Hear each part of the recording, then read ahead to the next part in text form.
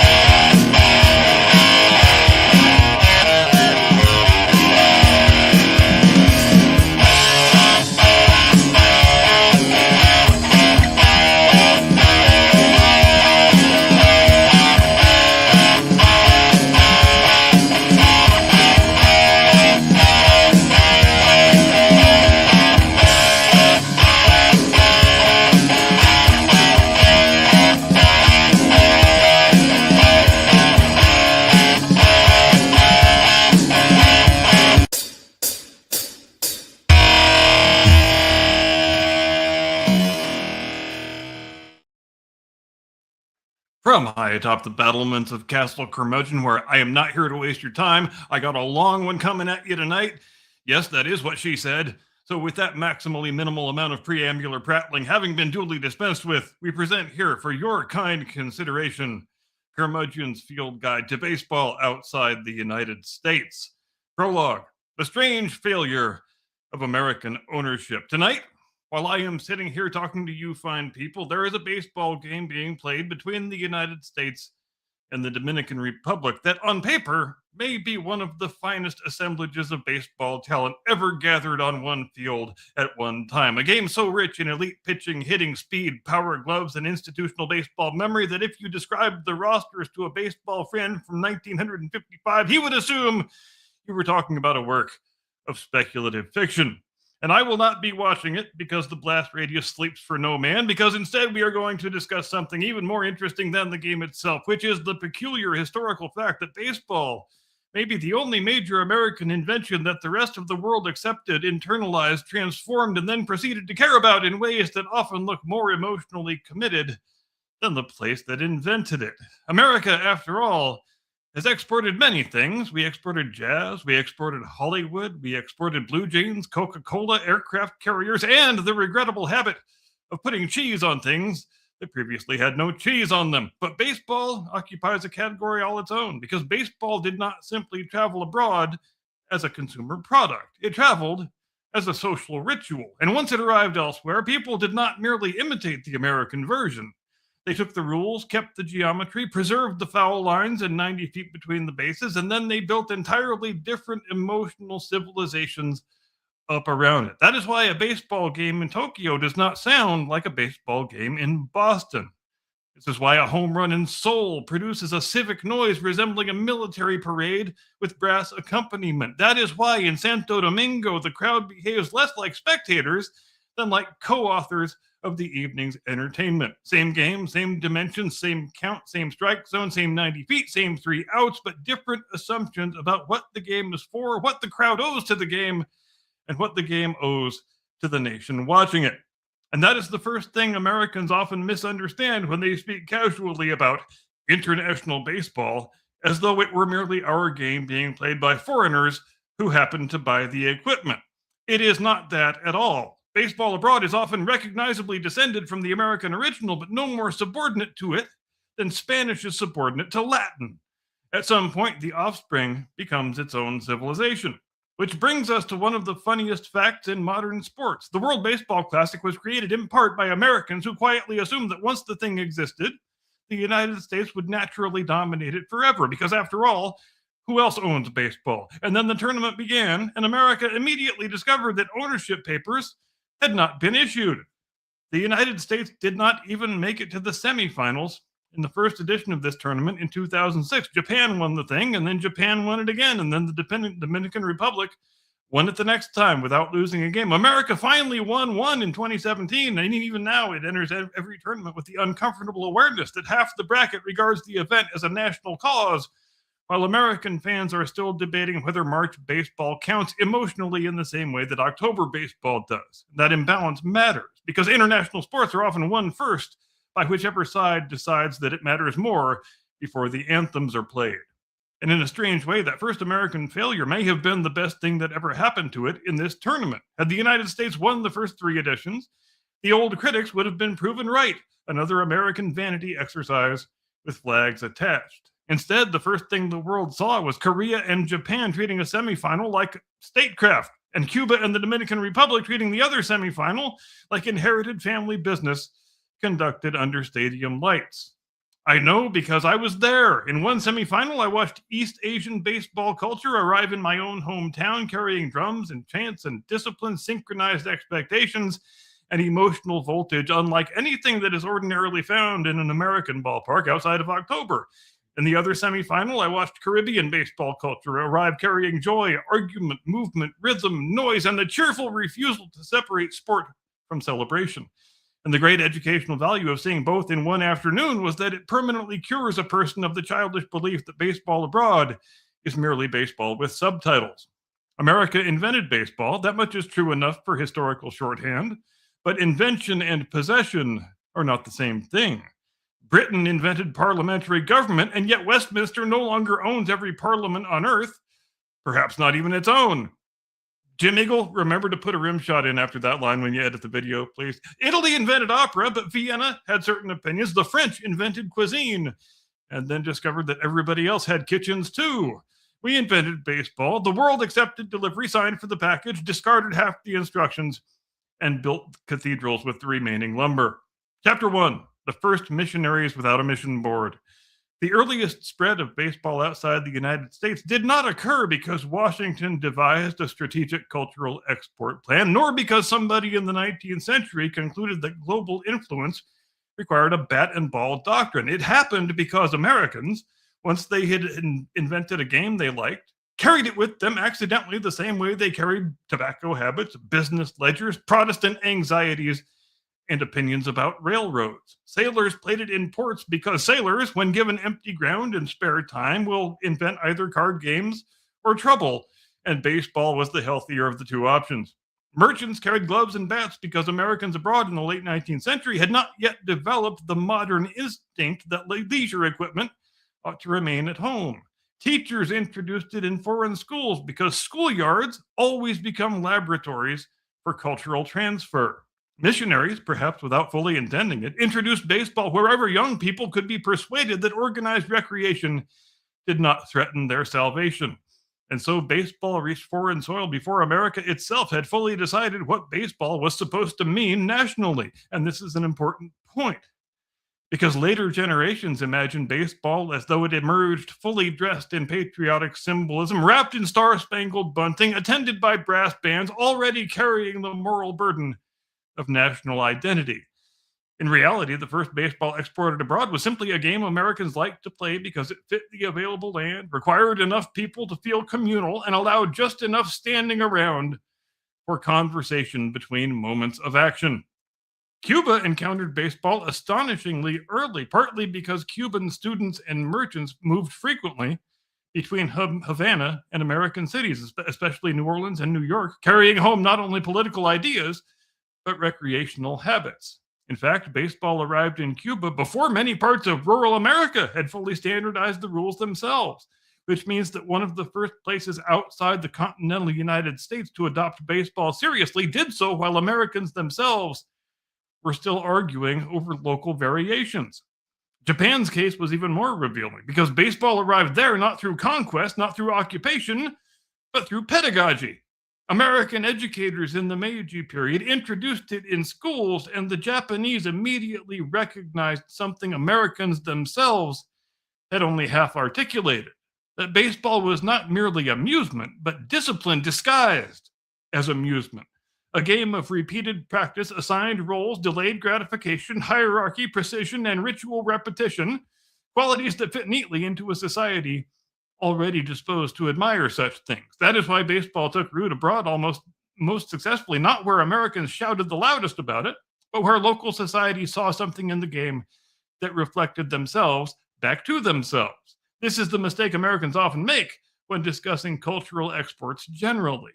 We imagine that because we sent something outward, its adoption must reflect admiration for us. Often it reflects something much more complicated. Foreign societies adopt what they find useful, adaptable, or symbolically convenient, and then they proceed to make it theirs without asking permission, which is why baseball flourished abroad, not because America convinced everyone that baseball represented freedom, but because other peoples looked at 9 innings and found within them structures that they recognized: order, suspense, patience, hierarchy, release, collective participation, and occasionally glorious disorder. In other words, baseball succeeded abroad for the same reason many durable institutions succeed anywhere, because it proved capable of speaking several cultural languages without changing its grammar. And once that happened, once baseball ceased being merely American equipment in foreign hands, the next stage became inevitable. Americans began deliberately touring abroad to demonstrate the game, at which point they discovered that exporting baseball intentionally was much messier than exporting it accidentally. Chapter 2: Barnstorming as Foreign Policy Conducted by Lunatics. In the first phase of international baseball involved Americans casually carrying the game overseas in luggage. Then the second phase involved Americans deciding to export it on purpose, which immediately introduced the sort of chaos that often appears whenever 19th century confidence collides with 19th century logistics.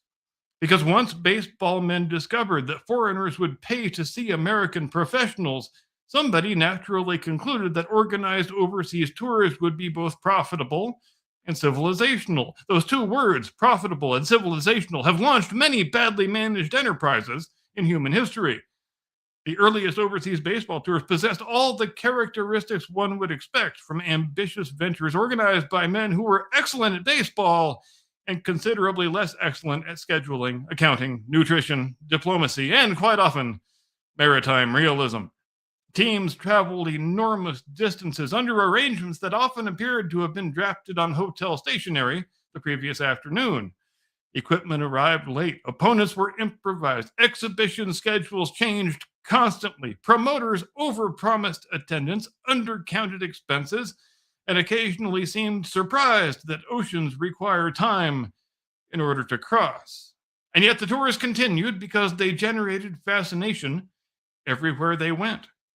There was something inherently theatrical about Americans arriving in foreign capitals carrying gloves and uniforms and self-confidence, proposing that local crowds should devote an afternoon to watching a sport that many had barely encountered before. It was half athletic event, half cultural demonstration, half accidental comedy. Yes, that is 3 halves, but so were many of these tours. The players themselves often behaved like traveling ambassadors who had not yet been informed that they were, in fact, ambassadors. Some took the role seriously enough to explain the game patiently. Others treated the journey as an extended inconvenience, interrupted by occasional applause. A few seemed to have required foreign customs with the same baffled suspicion that farm animals reserve for loud machinery. But the remarkable thing is that even when the tours were shambolic, and they frequently were, the game still landed, because baseball contains one advantage that all exportable sports envy.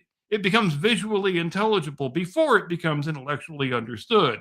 Even if you don't yet know the infield fly rule, and half or more of America remains proudly committed to not knowing the infield fly rule, you can still grasp immediately that a ball has been struck, that men are running, that other men are trying to prevent their advancement, and that some form of organized tension is underway. And once foreign audiences grasped the visible grammar, local imagination did the rest. The Americans often assumed they were displaying superiority.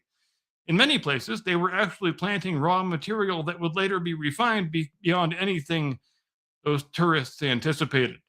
Because what the barnstormers thought they were delivering as spectacle often arrived instead as blueprint.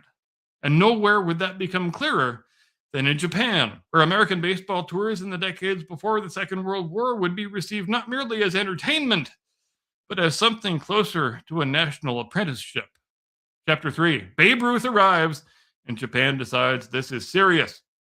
By the time American baseball reached Japan in its most theatrical pre-war form, the country had already spent decades proving that it was not merely willing to adopt foreign institutions, but unusually gifted at absorbing them, systematizing them, and returning them to the world in a form more disciplined than the original. Railways, naval doctrine, constitutional theory, industrial methods. Japan had been doing this since the Meiji era. Baseball simply turned out to be one more imported system that fit comfortably into a society already inclined to admire repetition, hierarchy, precision, and ritualized excellence. So when the MLB All-Stars arrived in 1934, led by a couple of first-generation German Americans named Babe Ruth and Lou Gehrig, try and fit that one into your 20th century cultural bingo card. The Americans believed they were bringing celebrity. And they weren't wrong, because even today, when pollsters ask people in other countries to name the names they most closely identify with Americanity, the top three names are always the same: George Washington, Abraham Lincoln, Babe Ruth. And is that fact the most deliciously American fact in the whole wide world? Well, that's not for me to say, but spoiler alert, yes. Yes, it is.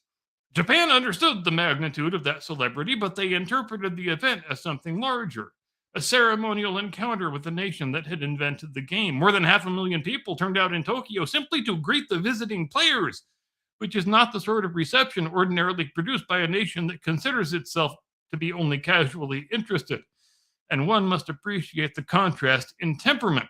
Americans, even when famous, often behave abroad as though fame itself is luggage that they are obliged to carry.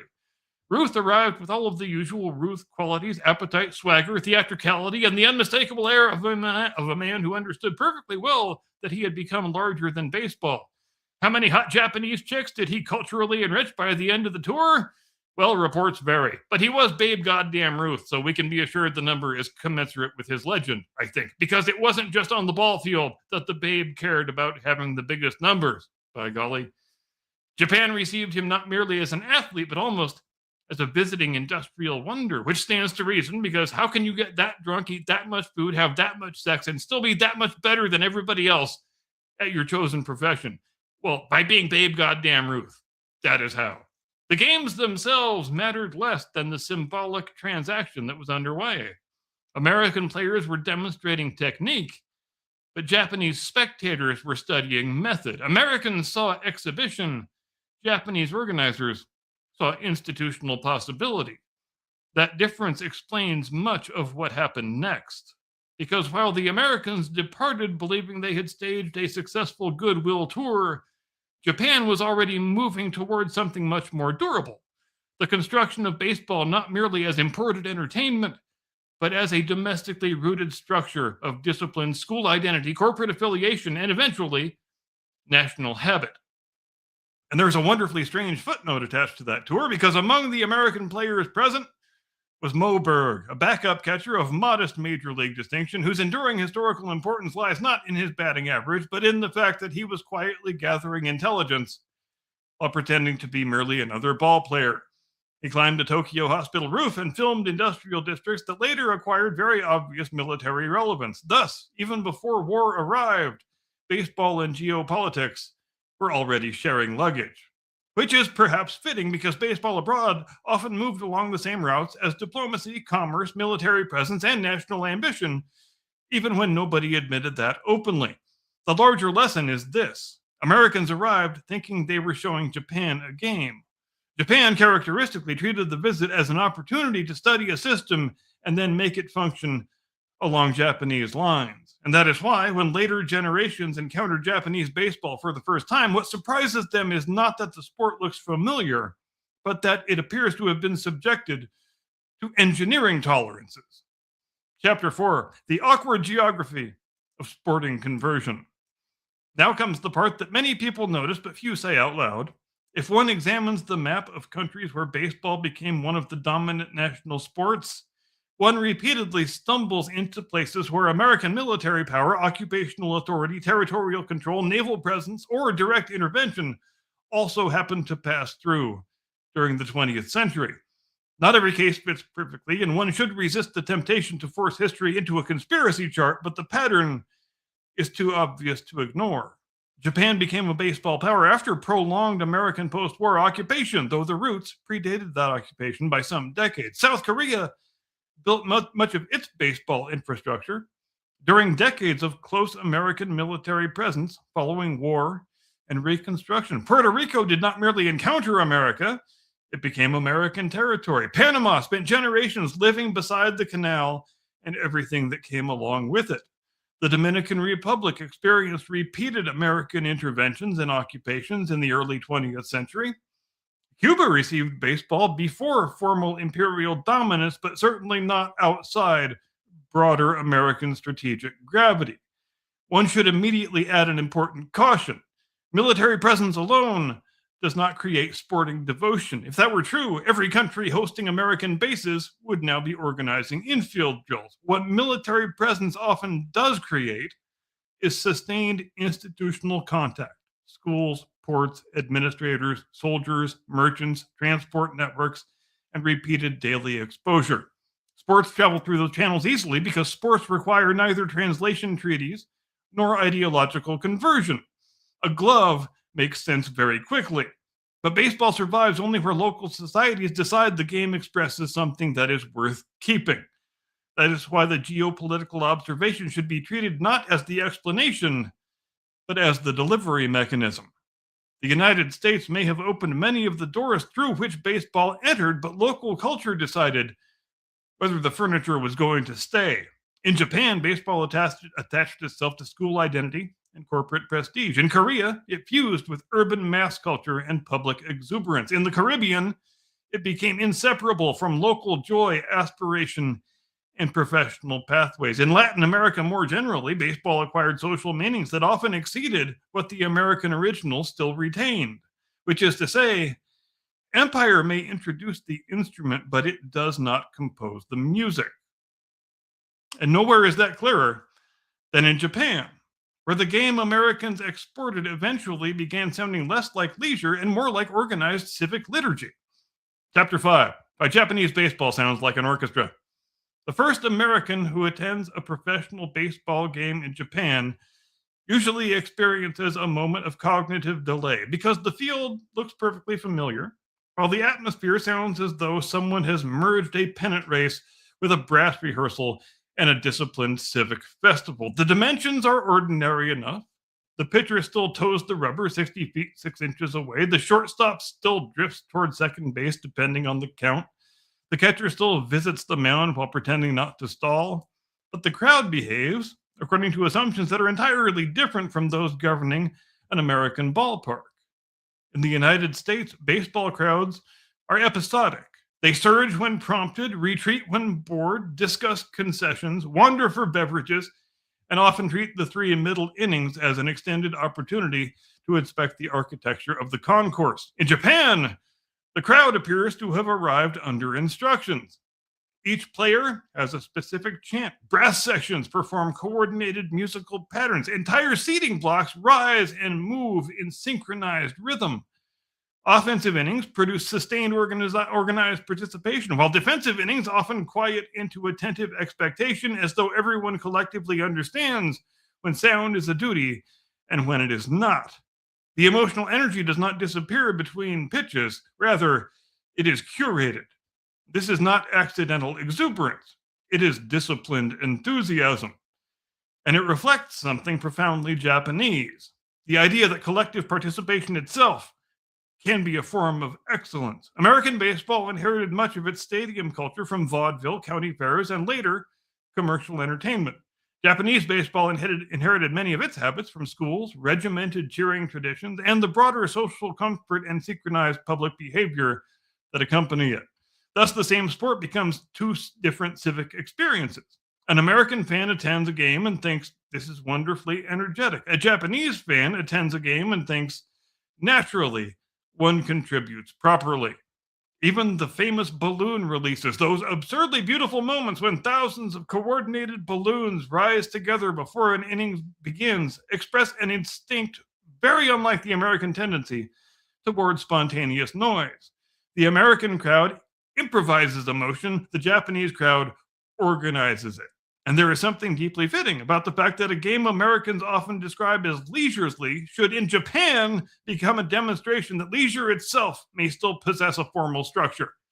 Because Japan did not misunderstand baseball, it understood one possibility hidden inside baseball that Americans themselves had not yet fully explored: that repetition, anticipation, and collective rhythm can produce beauty if everyone agrees to participate in it seriously enough.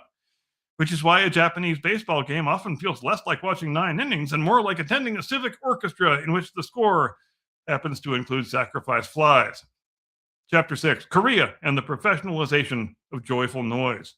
If Japanese baseball gives the impression that every cheer has been rehearsed by a committee determined to maintain dignity while permitting enthusiasm, Korean baseball begins from the opposite premise, namely that dignity is welcome so long as it does not interfere with volume.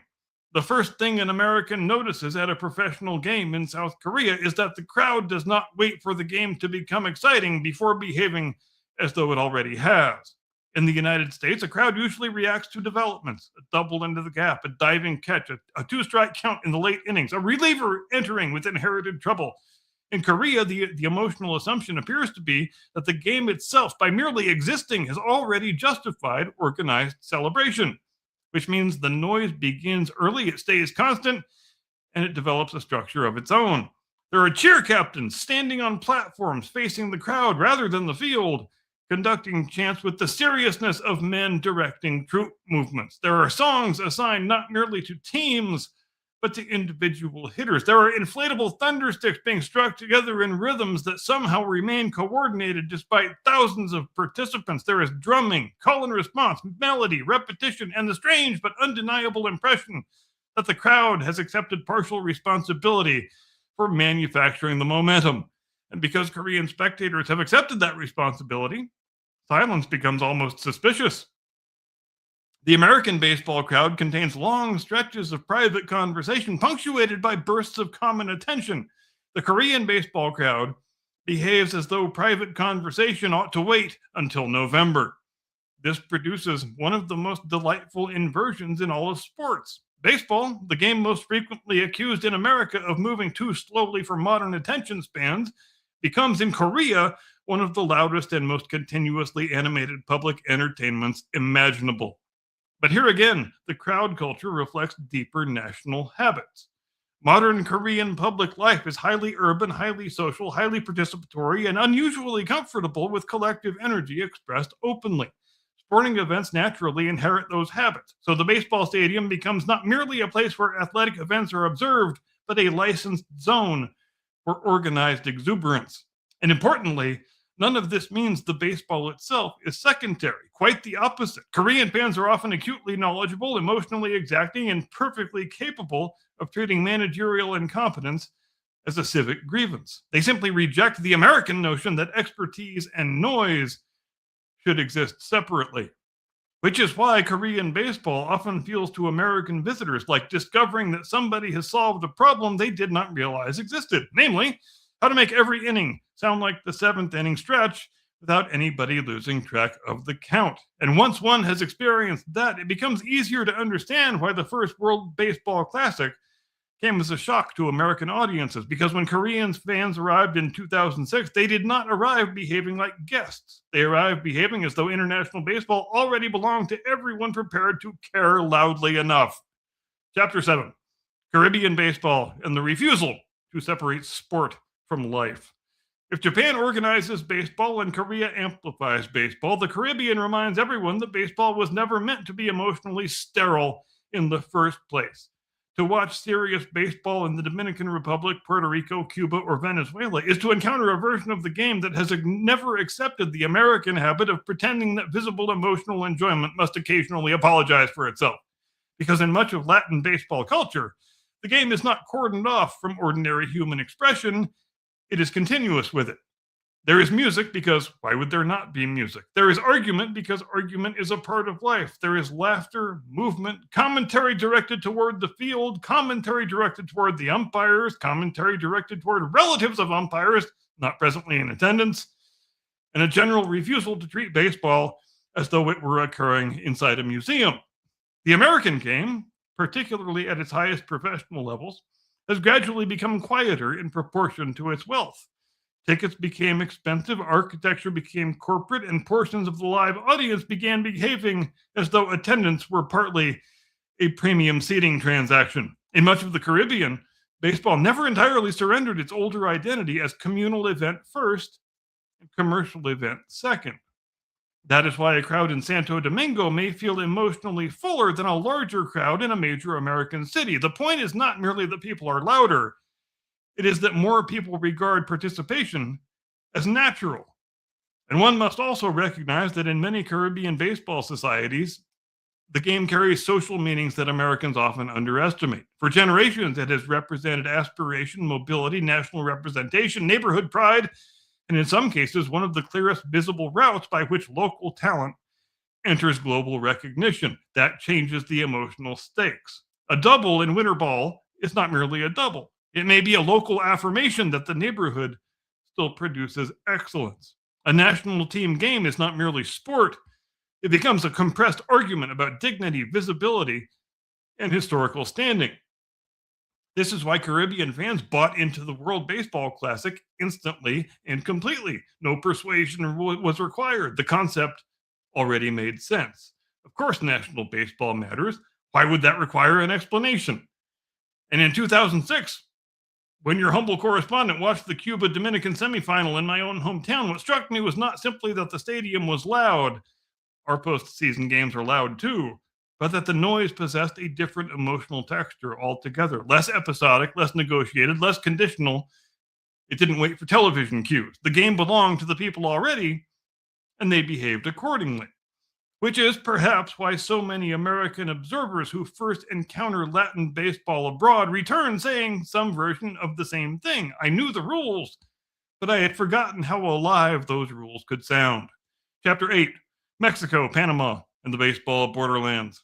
And then there are the countries where baseball never entirely conquered the national imagination, but never surrendered its claim either. Places where the game lives in permanent coexistence with stronger rivals, stronger regional habits, or stronger competing identities. Mexico is perhaps the clearest example, because Mexico is geographically close enough to the United States to absorb baseball early and continuously, yet culturally distinct enough to insist that imported things must negotiate for relevance rather than simply assuming it. So baseball in Mexico became powerful without becoming universal.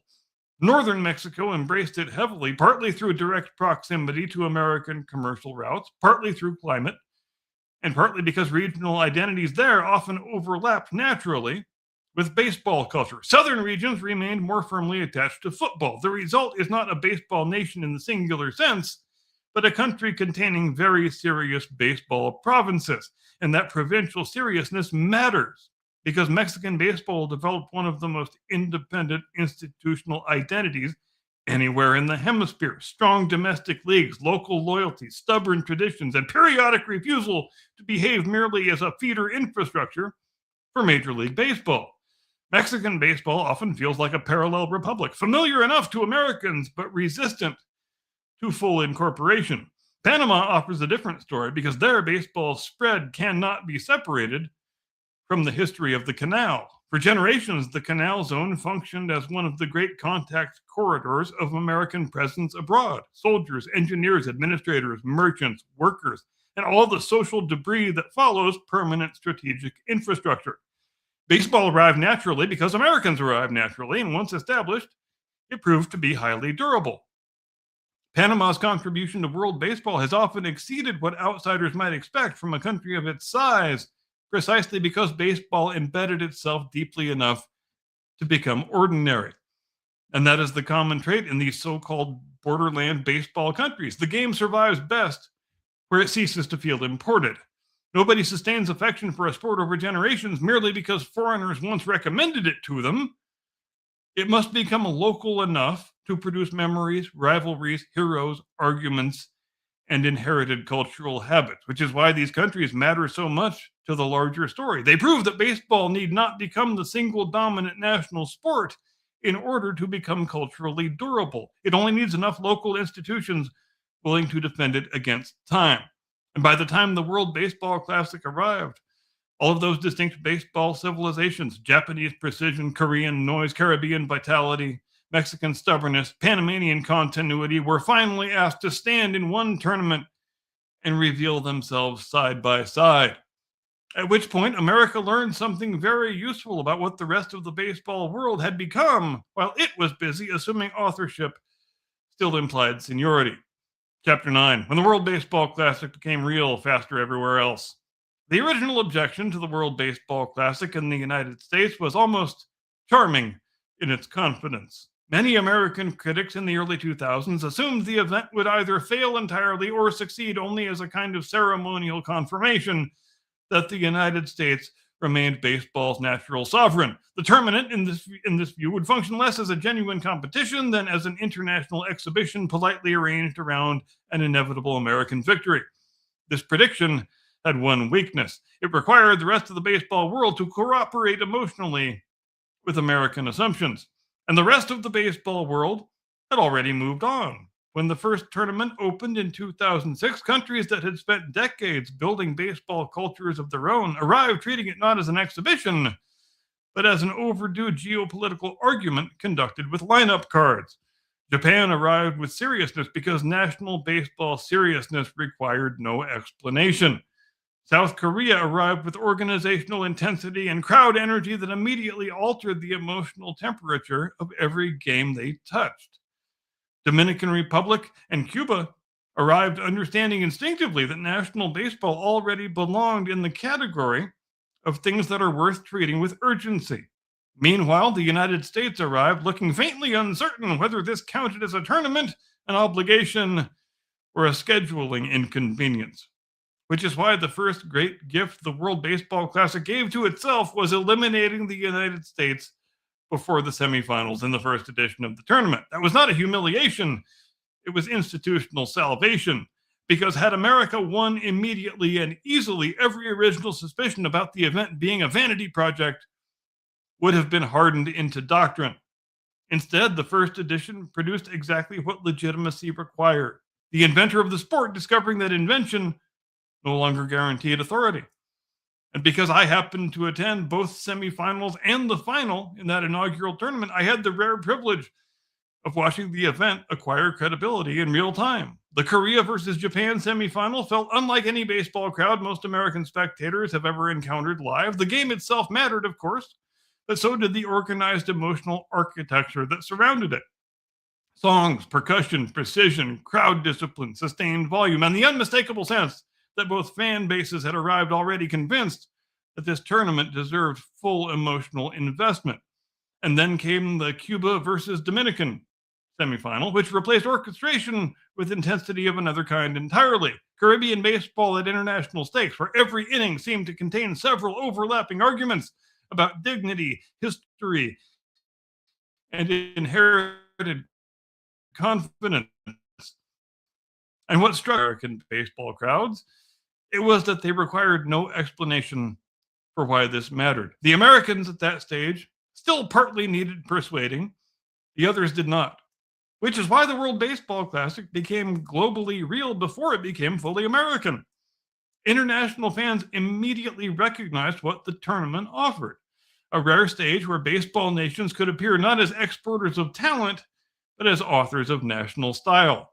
America took longer, partially because American baseball had spent generations unconsciously treating international talent as evidence of domestic league supremacy rather than evidence of parallel baseball civilizations. But once repeated tournaments produced repeated evidence of American inconsistency, Japanese excellence, Caribbean ferocity, Korean resilience, Mexican credibility, Canadian stubbornness, the original assumption became impossible to maintain. The United States had not created a ceremonial empire, it had accidentally convened a parliament. And in that parliament, voting rights turned out to be widely distributed. Chapter 10: The country that invented baseball now shares it.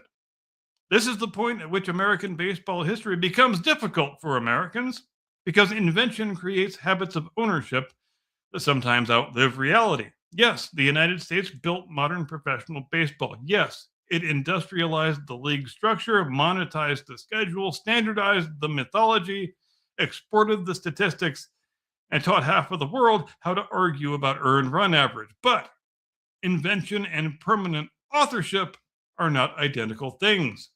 The British invented association football and now routinely watch other countries explain it better than they can. The Americans are discovering the baseball equivalent of that, because the modern baseball world no longer behaves like a hierarchy with one unquestioned center.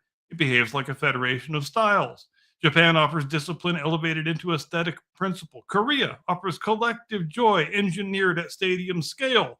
The Caribbean offers emotional continuity between neighborhood and nation. Mexico offers durable regional independence. Panama offers strategic continuity born of geography. Canada offers quiet institutional persistence. The only baseball country capable of producing a major league crowd that sometimes appears ready to applaud politely until someone reminds them that the score is tied in the ninth inning and national dignity may require louder participation. Even Puerto Rico complicates American ownership because, although politically tied to the United States, its baseball culture long ago acquired its own accent, memory, and emotional grammar. And, crucially, every one of these places now exports not merely ball players, but baseball assumptions. A Japanese pitcher arrives in America bringing not simply velocity, but training habits that were shaped elsewhere. A Dominican shortstop arrives bringing instincts forged in another baseball economy. A Korean crowd at an international game alters what surrounding spectators consider normal. The direction of influence no longer runs one way, which means the old American instinct to imagine baseball abroad as merely imitation has become historically inaccurate. It is no longer imitation, it is co-authorship. America still possesses the richest league, the largest media machine, and the deepest archive of baseball self-regard. But the emotional future of the game increasingly depends on places where baseball still feels nationally urgent in ways that Americans only intermittently remember. And this is why the World Baseball Classic matters more each cycle. Not because it proves America can still win occasionally, which it can and did once, to the visible relief of people who had been sounding slightly anxious about it, but because every tournament demonstrates again that baseball now belongs fully to countries that learned it under radically different historical conditions and then made it unmistakably their own thing. That is not decline, that is maturity. A game becomes fully international the moment its inventor can no longer control the tone of the conversation. Baseball has reached that point, and perhaps that is a healthy thing, because a sport that began as an American pastime has become one of the rare American exports whose most persuasive modern argument is that other people improve the local pronunciation without damaging the grammar. Epilogue: why this is probably good for everyone. The simplest way to understand modern baseball is this: America gave the world a game. The world declined to return it in its original packaging. Some countries added drums, some countries added songs, some added winter leagues fierce enough to make ordinary spring training look emotionally underfunded. Some added tactical patience, some added civic noise, some added public dancing, and Canada added the useful reminder that baseball can coexist indefinitely with a national obsession involving ice and blunt instruments. And after a century of exports, tours, occupations, accidents, missionaries, merchants, soldiers, railroads, sugar contracts, newspapers, naval ports, migration routes, and televised tournaments, the result is a sport whose map now tells a larger story than the rule book does. The game still looks familiar everywhere, but nowhere does it mean exactly the same thing. Which is why the first pitch of an international baseball game now carries something the sport did not originally possess. Not merely competition, but comparison. And comparison, historically speaking, is where baseball becomes most interesting. And so we close the book on this week's field guide. And if we made it this far, that means the prompter didn't defeat me this week. So self high five for that. And it's time for me to stop speaking at this point. So thanks very much for your kind attention, ladies and gentlemen. I now convey you into the custody of my distinguished colleague, your illustrious co-host, the one and only, your friend and mine, Mr. Caucasian Sasquatch. Tactical nuke incoming!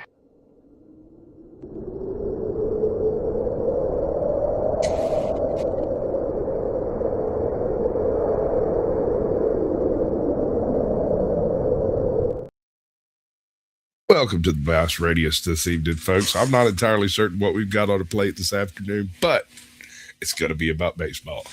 Now, while he was doing his soliloquy over here, and I was all bored and stuff, I decided to go poke up something on some AI and see what they had to say about it. And they delivered this, and the prompt was, write me a 2-minute monologue on the diaspora of baseball. That's it. They call it America's pastime, like it's a family heirloom locked in a dusty cabinet in Cooperstown. But if you want to see where the heart of the game is actually beating, you have to look at a map, and then you have to start drawing arrows. The diaspora of the diamond isn't just about scouts finding talent. It's about the game finding a home where it was never invited. It's in the dusty lots of San Pedro de Macroy, where the kids fielding grounders with cardboard milk cartons for gloves, dreaming of the lights of the Bronx. It's in the precision of a bullpen session in Tokyo, where the pitcher treats every delivery like a tea ceremony. Perfect, deliberate, and lethal. It's the sound of the drums' soul. It's the Pura Vida energy in Panama. It's a kid in Caraco who speaks 4 languages but understands the language of a 3-2 count better than any of them. Baseball isn't just spread, it migrated. It took the rhythm of the Caribbean, the discipline of the East, and the grit of the North, and it mashed them all together. We exported a game, and the world sent back a masterpiece. I like it. Yeah, it's not bad. I like it too. And it was such an and also to the people in the chat, I am willing to accept live score updates. I feel like that monologue went on longer than I planned. It really went a hell of a long time, didn't it? But I feel like that was probably a 2.5, 3-inning monologue. So if there's been any scoring by now, please do let me know. I'm curious to, and I have a bit of a problem with rooting interest in this game. Obviously, I'm American and should be rooting for my own team, but on the Dominican side are both of the superstars from my hometown team. So what are you supposed to do about that? I'm not going to say I wish I was watching the game more than I wish I was here hosting the Blast Radius, because the Blast Radius trumps everything naturally. We all know that. But having said that, I am willing to accept live score updates if you want to toss them at me. God bless your heart, Scotty Waddles. Scotty Waddles for the $5. And we interrupt this program for an important news announcement.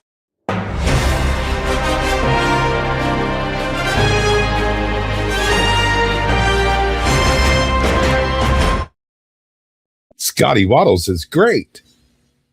Thanks, buddy. Thanks, buddy. Yes, sir.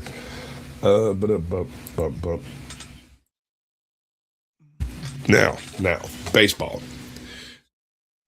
I actually like watching Japanese baseball, but it's not something I sit down and watch. It's something like if I happen to be like scrolling through my phone and having something on in the background for noise kind of thing, and I come across Japanese baseball, I might leave it on that channel kind of subconsciously. There's something soothing about it. Everything's in its place and done in proper order, much like a tea ceremony. You know, oftentimes I prefer watching baseball games with foreign language commentary rather than American or English language commentary. And Japan is one of the cases where that applies. And I also, generally speaking, I much prefer listening to a ball game being called in Spanish rather than English. I just find Spanish broadcasters so much less annoying than the American kind. And they have, especially in the Spanish language, they just have such wonderful musicality in their sports broadcasting, just the way they called the big offense in the game, and not just in baseball, but in soccer, obviously too. Just that. Yeah, they also have big personalities that do that type of thing. Ours are kind of holdovers from old radio shows. It's like bottom of the ninth, then we're going into the long stretch. Yeah, and our broadcasters have less individual personality, it seems like, as the years go by, which is regrettable because the days when every team had its own quirky, unmistakably individual radio or TV announcer. Those were good days, and we should lament having lost those days. But in other countries, they still haven't lost that. Sometimes the play-by-play voice of the team is just as big of a star as anybody who's on the team, and that's an awesome, wonderful thing. That is how baseball transcends sport, or it's how any sport transcends sport and becomes ingrained into the local, regional, national culture. It's not just the game; it's all of the personalities that surround the game that people attach themselves to and decide, yeah, I want this to be part of my culture. Right. This is football, but it's kind of the same spirit of the thing. Few years, like 20 years ago, our announcer, our local semi-famous football announcer, died suddenly. And for like a week, we had people just kind of randomly come in doing the different games and stuff, because he used to do all the games. And I can't remember what he was in the Department of Education locally, but he was like a freaking clerk or something. Like he wasn't anybody in particular. He just had a good voice. People like to talk to him, and they listen to the games on the radio, right? Yeah. His replacement ended up being a janitor at the high school. And wow. The way he ended up replacing him was he had a silly little thing that he would do. He had a bit that he would do in the middle of the previous guy's show, where it was just, a little banter back and forth. He'd come in and clean out the trash can, and they'd talk for a second during the halftime or whatever, right? And somebody offered him a spot to sit next to whoever was replacing the guy, and he came in and did the entire show, and the other person just sat around drinking beer and talking about the game. Like, it worked out absolutely flawlessly. And this man has been doing it for the past 20 years, and every year there's a parade, and he's one of the floats that goes through doing all of his catchphrases and everything. And I think it's one of the cutest little things a small town in Georgia could have. Yeah, here in San Diego, when Jerry Coleman died, which I want to say it was in 2014. Yeah, because him and Tony Gwynn died the same year, so it was 2014. And that was a heavy blow. That was because he was probably the greatest legend of the team, even though he never played for it. Managed it 1 year. That was kind of a fun story. In 1980, the Padres were so bad that they decided the best thing they could do to improve attendance would be to bring their radio play-by-play man out of the booth and have him manage the team. That only lasted for 1 year, 1980, and then he went back up to the booth after that. But he wound up being here for over 35 years, and he was a legendary figure in his own right, not just in baseball. He was played about 10 years for the Yankees, was the MVP of the 1950 World Series, a Marine fighter pilot in World War II and Korea. So he flew with Ted Williams. Ted Williams and Jerry Coleman, the only Marine Corps fighter pilots in the major leagues, as Jerry Coleman would often be quick to tell people. But when Jerry Coleman died, that was, I'm not going to say it compared to Tony Gwynn's death. It sounds disrespectful to say that, but Jerry Coleman was about 90 years old, and Tony Gwynn was not. He's only in his early 50s, so that was a much more upsetting, much more tragic thing. But when Jerry Coleman died, it absolutely was something that caused a week of local mourning. He was the kind of person who becomes an institution who not every city and team ever gets to have one of those. And I feel bad for the cities that don't, because obviously it's very sad when they ultimately pass on and die, but to have been that beloved of a human institution for that long, to have your death cause the kind of effect and the kind of outpouring and the kind of, we are opening up the ballpark to have a memorial service, and 40,000 people are going to show up even though there's no game. That's a special thing in my view, and it's kind of like the thing you were just talking about. Yeah. It certain radio personalities or certain games kind of inspire certain types of personalities, but baseball does show how different those personalities can be expressed in different cultures. Uh, the the biggest difference is how connected the crowd is to more than the game, but the performance of individual players. In other countries, it's not uncommon for the kid's bedroom to have two or three different players' posters on the wall, and you almost never see that in America anymore. It's rappers and TikTok people and stuff like that end up on kids' walls nowadays, and that's Yeah. there's something missing, and because baseball does another thing, it shows meritocracy at work. In baseball, if you are good, you will get the respect you deserve because you're that good. Yes. However, you can be drummed out of the league. So there's that. And it's also possible to carve out a perfectly good, respectable career for yourself if you're only good at one thing and terrible at all the other things. that's that's another great thing about baseball is that it breeds such specialization. Sure.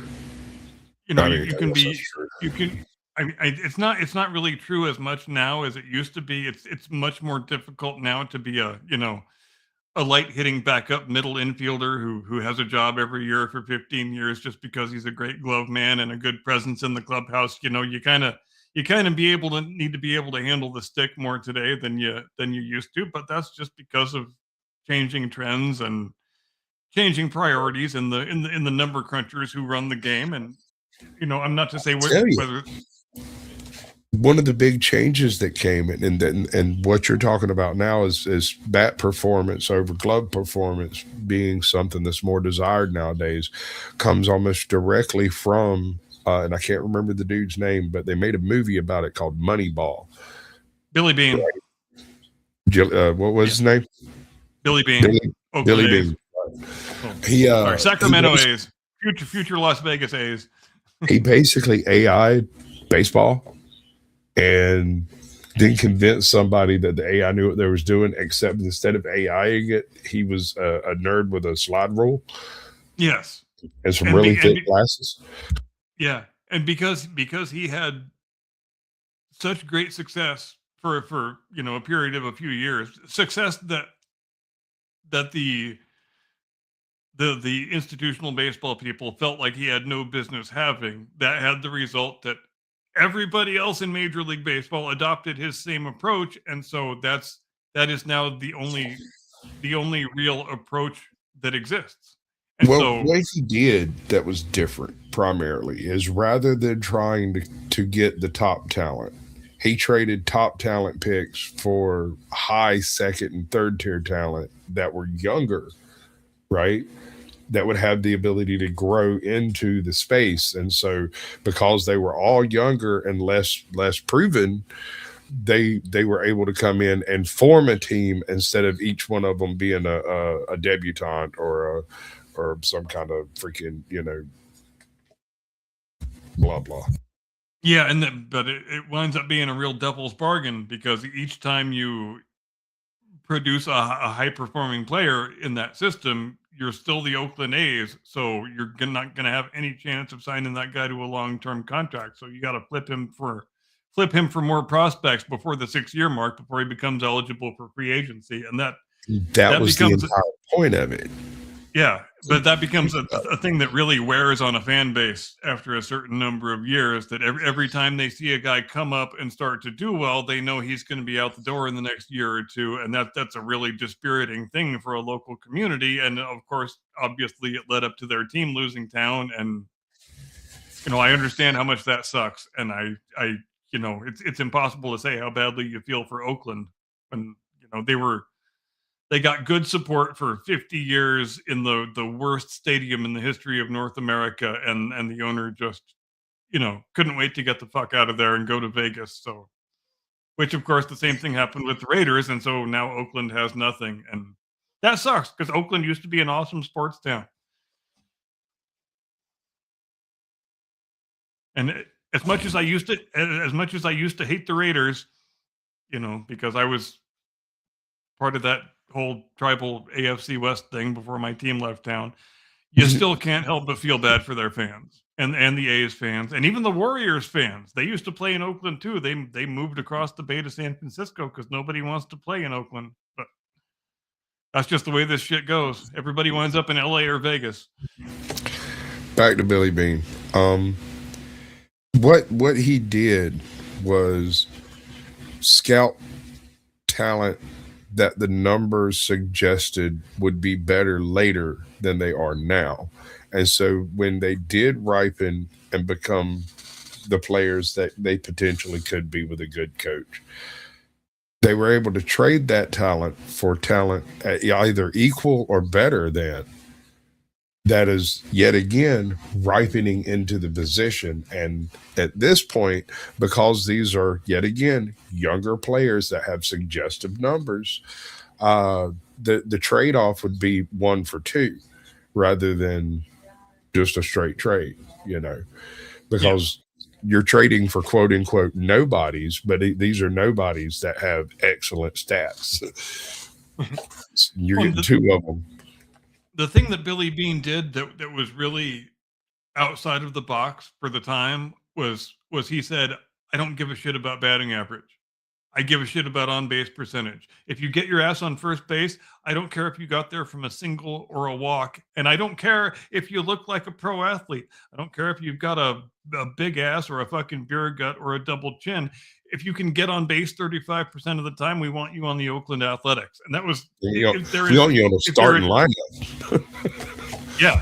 And if there was one bedrock philosophy around which Moneyball was built, it was basically that. And that was, is it amazing that it took baseball that many years and decades to abandon batting average as one of the primary markers of player metrics and replace it with on-base percentage, which makes all the sense in the world because on-base percentage is more important than batting average because a walk is worth 1 base just the same as a hit is. But Billy Beane was the guy that did it, and he had such good success with it, like I said, that everybody has been imitating him for the last nearly 25 years now, and it is, I would say it has had an overall deleterious effect on the game because it has produced a standardization that I don't think is necessarily a good thing because now everybody wants to play Moneyball. Everybody wants to walk a lot and launch angle and exit velocity and all this shit that didn't even exist 15 or 20 years ago. Now it's the only thing scouts care about, but that's what human beings always do. They find a new thing they like and then they carry it way the hell too far and take it completely overboard. And then they realize, wow, maybe we've taken this completely overboard and we need to dial it back a little bit. And I think that's the point where baseball is kind of starting to get to, that maybe the Moneyball philosophy is a perfectly good and useful thing. Maybe it's better than what came before, but maybe it's not the all-encompassing be-all, end-all of how every ball club should be run. And I think the next 5 to 10 years will be interesting to see if that levels off anymore. I think technology has changed it a lot too. And I don't mean just the technology in the bullpens and behind the scenes, but the technology of showing the games have become a bit so immediate, right?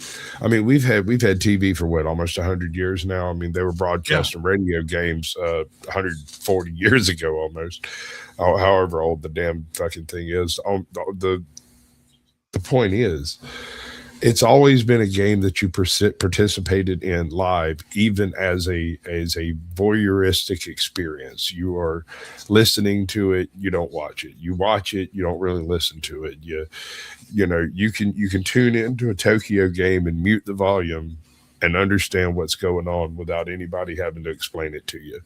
And all of these things have changed the flavor of how baseball is received by the general public, especially in America. 1 second. The angles and whatnot that are used in television are now more framed up for online quick clips and hot clips and stuff like that, and no longer, part of a TV broadcast that's going to be sent out, on Wednesday afternoon to everybody. It's not a Yep. public performance in that way anymore. It's changed. And it's endlessly fascinating to me that baseball had so much more cultural cachet in this country when it was impossible to watch the games except by attending in person, and extending that out to the perspective of the players themselves. I'm reminded again of Tony Gwynn, because in the early and mid 80s, when he first started winning his long string of batting titles, he was the first guy who ever studied his own at bats on video.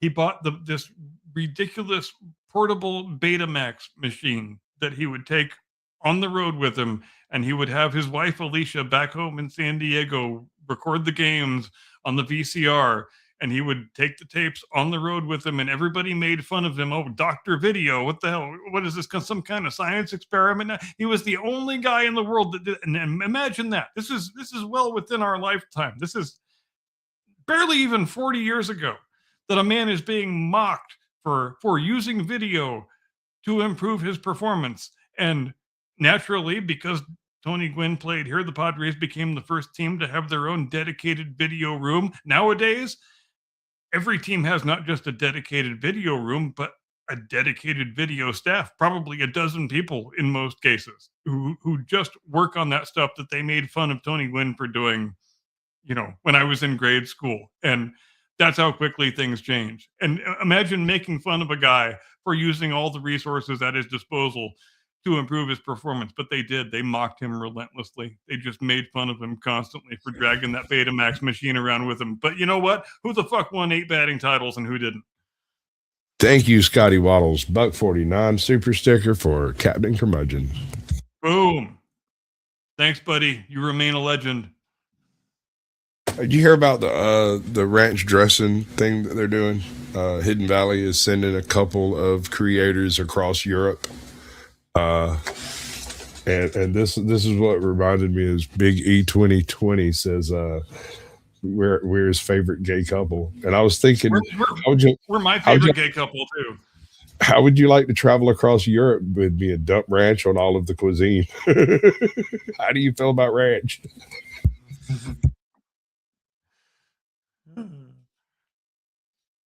Yeah, you should see the gay stuff we get up to when we're not on the air. Right? Oh my Lord, they would just blush. Absolutely. So are we doing some Game of Thrones, House of the Dragon stuff? Yeah, we can do some Dragon Lizard talk if you want to do some. Have Dragon you watched Lizard The talk. Princess? Did you do your homework? I have not. Oh damn! I didn't do my homework. I apologize. How dare you, sir? All right, so House of the Dragon. The most recent episode that I'd come across was the 2 episodes immediately after the 10-year bump after she has when Alicent has the kids and whatnot. Yeah. One the Mrs. one where the episode where they cold open on the childbirth. Yeah. Right. Exactly. Which was all very confusing because I didn't catch the 10-year jump and was trying to figure out who are these people. Yeah, I don't know if there's a better way you could have done it to lessen the audience confusion. Because it's a weird thing you're trying to do, because you're age swapping half of your cast and not age swapping the rest of your cast. So the male characters just kind of retain the same general age and appearance for about 40 years, but the female characters have to be recast, and it creates for a confusing situation, especially when in season 1 you're depicting basically 30 or 40 years of narrative time, and in the second year, the second season is basically less than 2 weeks. So the second season was supposed to be the actual what was it, Dance of Dragons, right? It was supposed to be all battles, like. So yeah, we were supposed to get the Battle of the Gullet at the end of season 2, and then HBO decided, nah, We're not doing 10 episodes. We're doing 8 episodes instead, which it's hard to blame the showrunners and the people who work on the show for the season turning out the way it did because of, just stuff that was out of their control that was coming from up above. And I know the writers' strike had much to do with that too, but we are still within our rights to lament the deleterious effect that it had on the product. And it did have a very deleterious effect because one really gets a strong impression that we were supposed to have 2 more episodes, and now we're just kind of very quickly wrapping everything up in episode 8. And it also had the result that not really very much of consequence happened in the second season at all. So you kind of removed the big narrative anchor by chopping off those last 2 episodes, because normally, as we know in this franchise, in the A Song of Ice and Fire franchise, the second to last episode is where you get the big major battle, the crux of the matter. And then the final episode is the aftermath of that. So when you never even get to what was supposed to be the penultimate episode, you wind up with a season that is going to cause a lot of very negative feelings. And that's not It's truncated. Yeah. It's not complete. It feels unfinished. Agreed. And not to beat a dead horse, but I'm still really angry that I didn't get my fight between the Fossaways. I just want to sit in the corner and pout, man, like drink my fucking sorrows away, because I wanted to see that shit and I wanted to see it up close, because I have a feeling that the Green Apple is going to just absolutely massacre that man. He wants some.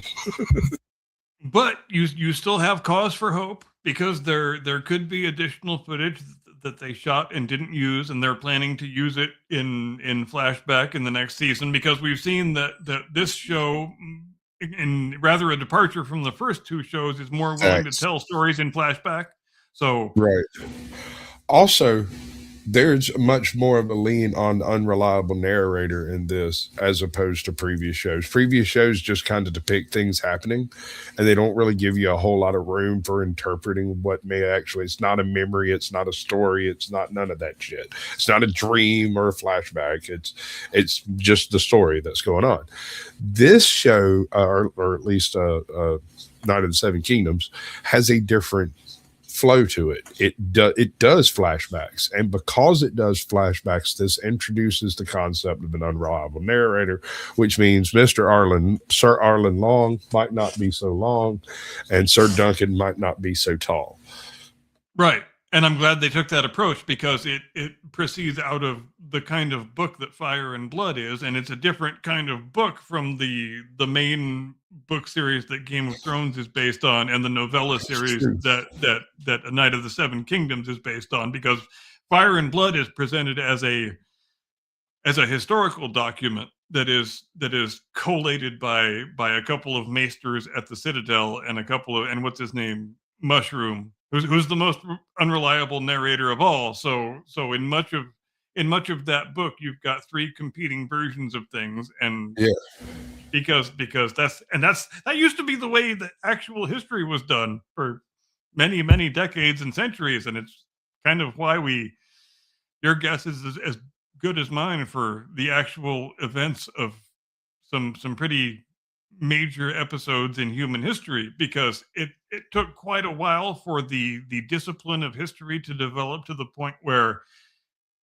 we want to accurately write down the events that actually happened and not spin anything for political purposes, because you kind of back in the medieval days, you kind of had to spin things for political purposes, because let's keep in mind, it was a very money intensive, labor intensive process to have people write things down in the days when you don't have the printing press yet. If you want to write a history book, you've got to hire an entire staff of monks or friars or whoever, and buy them a whole bunch of really expensive supplies and have them write the thing. And if you're spending all that money to get that product made, then you're damn right you're going to tell those guys, hey, write it in a way that's favorable to me, because who's your benefactor right now? Who's giving you your job? I'm just saying, give daddy a little shout out once in a while. And that used to be the way that history was written for a very, very, very, very long time. And it has the result that the events of our past are often hopelessly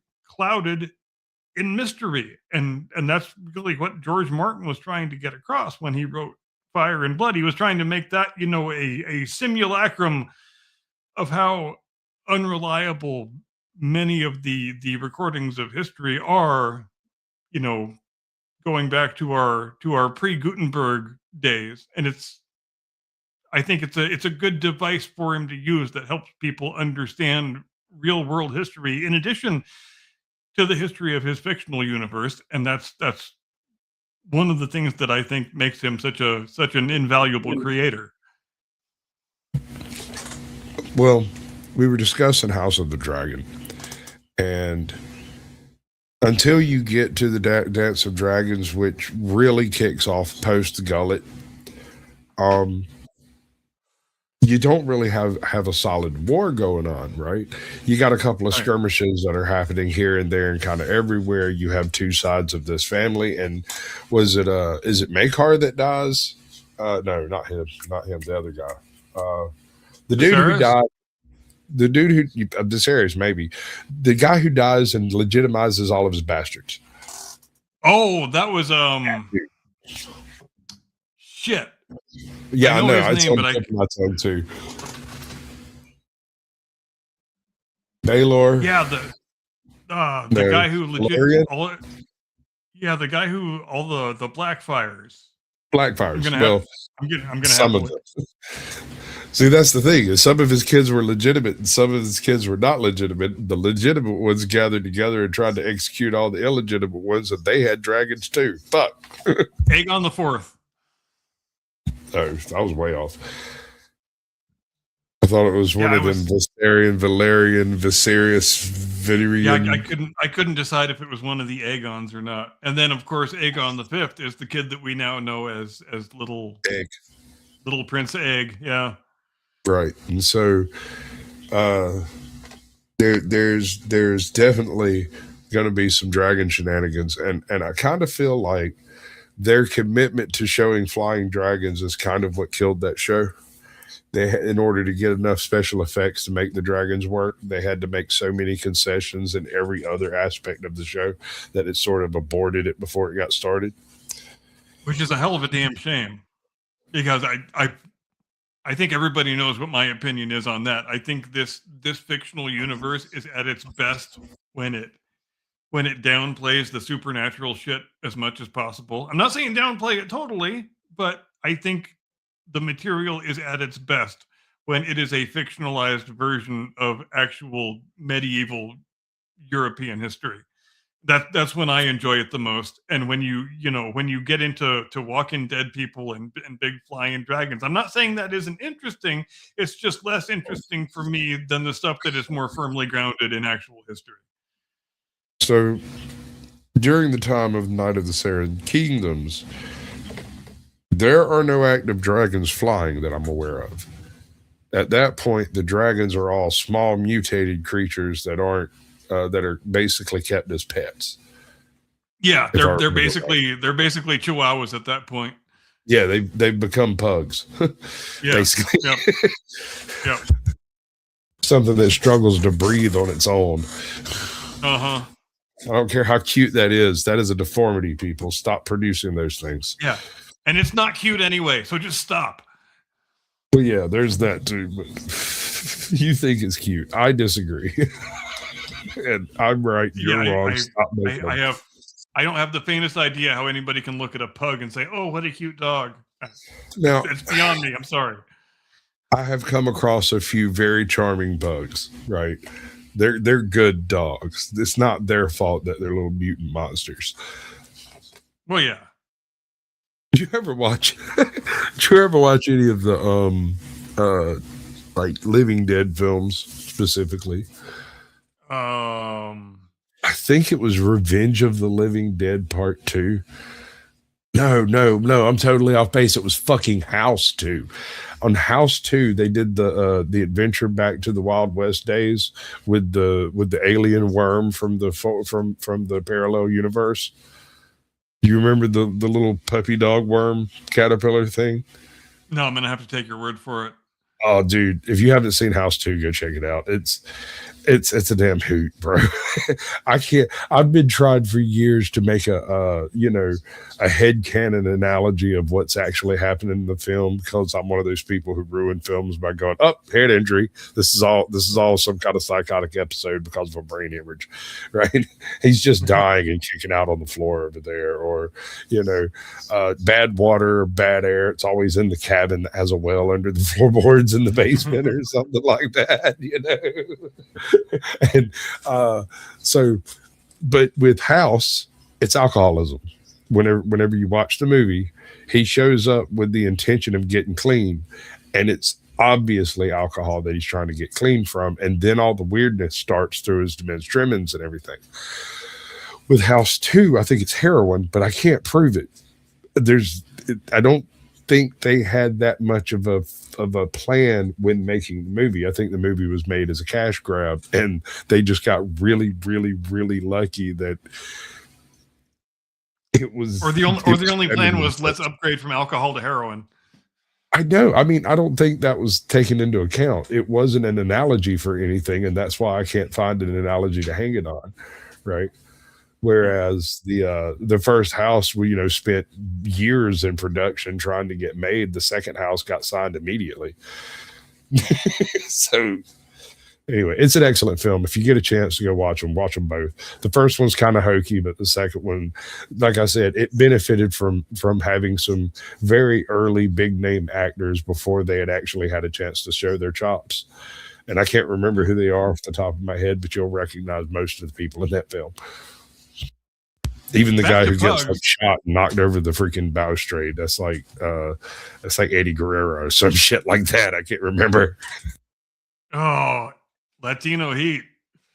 You had to bring Eddie Guerrero into this. Yeah, I'm just saying it's somebody. I can't remember who it is, but there's some random extra that gets like sprayed with a M16 or something and falls over a balcony and then disappears. You never see the body. He never shows up again in the movie at all.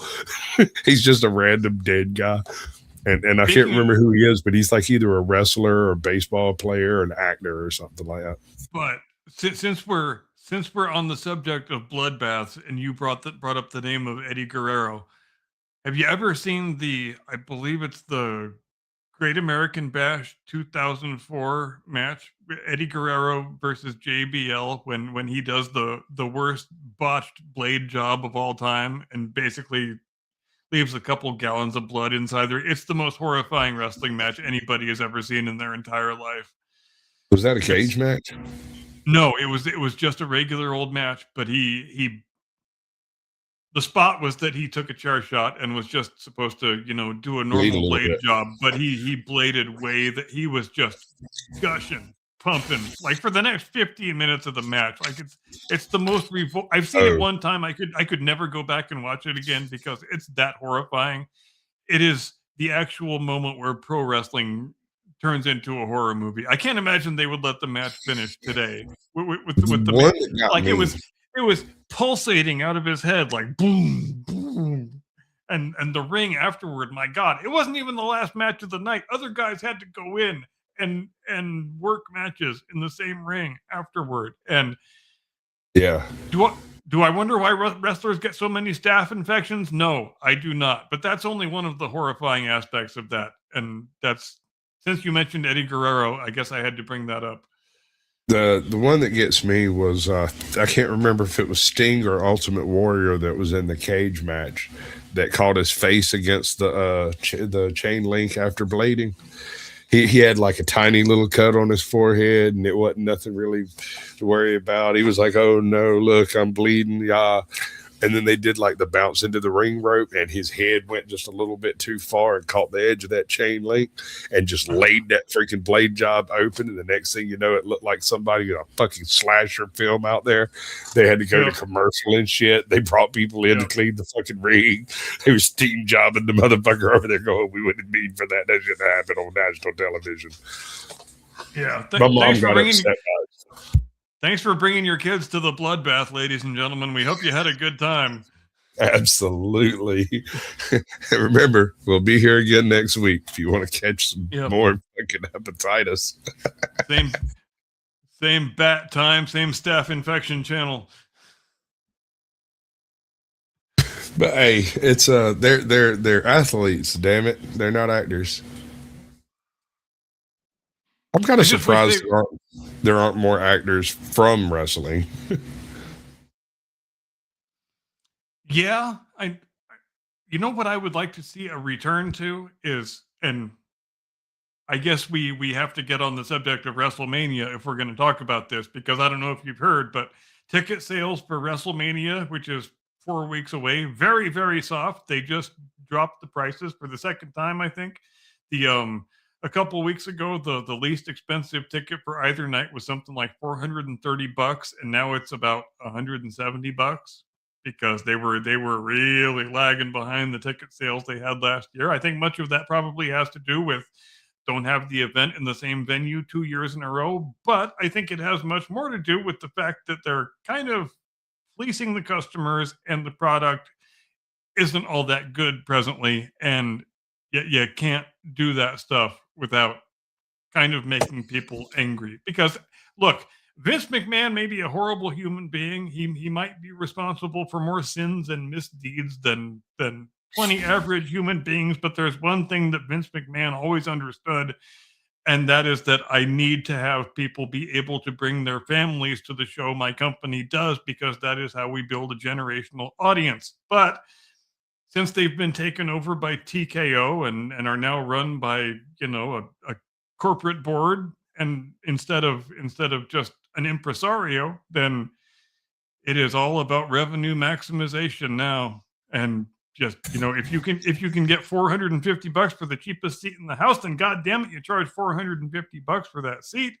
And I guess you can get away with doing business like that for a while, but you can't get away with doing business like that long term. And that's the lesson that they are beginning to learn right now. And it's probably a lesson that is long overdue.